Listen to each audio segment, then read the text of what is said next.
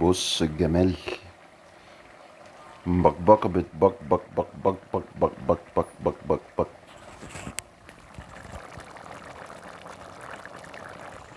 بكبكه بتبك بك بكابيك.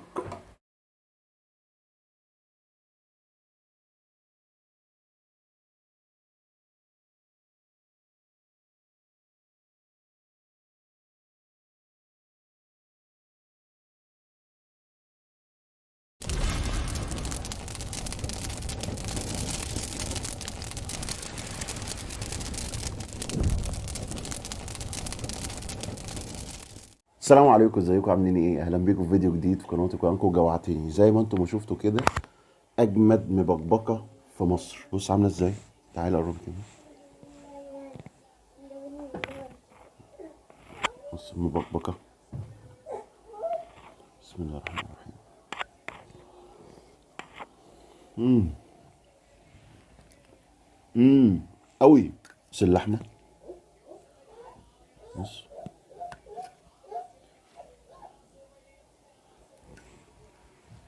بص اللحمه والسوا بتاعها مفتفته.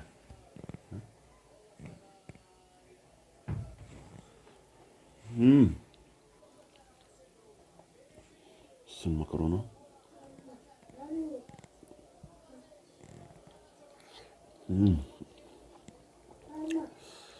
اللحمه جامده قوي قوي قوي قوي.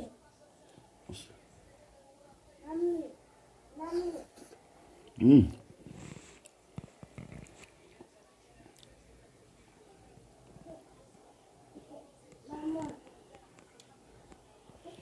لو عاوزين تعرفوا انا عملت المبكبكه الجامده الاجمد مبكبكه في مصر دي ازاي، تنسوش تعملوا لايك للفيديو وما اشتركش يشترك في القناه وفعلوا زر الجرس عشان تشوفوا كل الفيديوهات الجديده.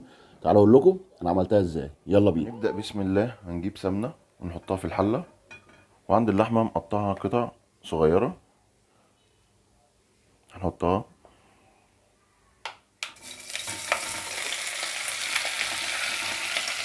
هنتبل بمعلقه ملح ومعلقه فلفل، نديهم تقليبه. هنسيبها تتشوح تاخد لون بس، واول ما لونها يبقى بالشكل ده وتنزل ميتها كده هنبدأ نحط التوابل بتاعتها. عندي بصل، عندي حبايين قرنفل، بلح اللي هو جوز الطيب، ورق لورا، وقرن فلفل، وفصين توم. هنديهم تقليبه كده مع بعض، واحط لها كوبايه ميه دافيه.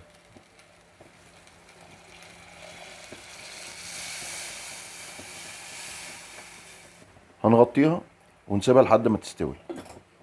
وبعد حوالي ساعه اللحمه استوت، وطبعا بيبقى على حسب نوعيه اللحمه. نطلع اللحمه كده من الشوربه على جنب. هنيجي بقى عشان نعمل الصلصه بتاعت المكرونه. نحط زيت زيتون، بصلايه متقطعه مكعبات، فصين توم مهروسين، وقرنين فلفل، ونديهم تشويحه صغيره. واول ما لونها يبدا ياخد في اللون الذهبي كده اهوت، عندي طماطميتين نقطعهم. نحط معلقتين صلصه، معلقه ملح، معلقه فلفل، معلقه كزبره، ومعلقه جوز الطيب، وربع معلقه شطه، معلقتين سكر. نديها تقليبه. هنديها كبشه واحده من ميه اللحمه، ونديهم تقليبه. هنديها رشه من الكاري،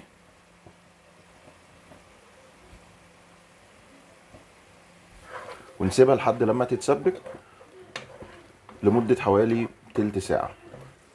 وادي الصلصه بعد ما اتسبكت وريحتها تحفه تحفه تحفه. نحط بقى الشوربه بتاعه اللحمه. عندي بقى المكرونه المرمريه احطها،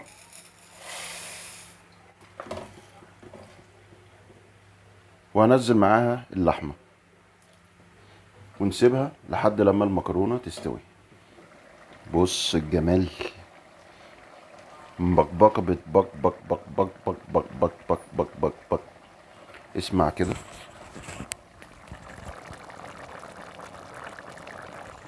بكبكه بتبكبك بكابيك. بعد ما وصلت ل90% من السوا، احط رشه كزبره تديلها طعم وريحه جامدين قوي.